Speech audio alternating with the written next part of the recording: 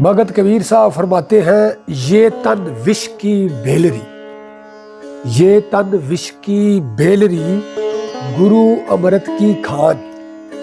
ये तन विष की बेलरी, गुरु अमृत की खान।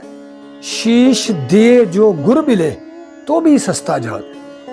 यहाँ पे कबीर दास साहब फरमाते हैं कि ये जिस्म जो है ये जहर है, ये ख्वाहिशात, गर्ज़ गाए, हिर्स हवा, गुस्सा, लालच से भरा हुआ है, ये जहर बन चुका है।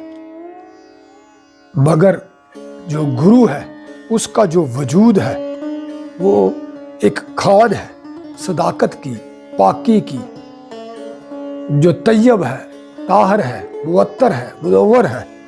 तो अगर सर देने से सतगुरु मिले तो ये सौदा जो है वो बहुत सस्ता है, नूर वाले।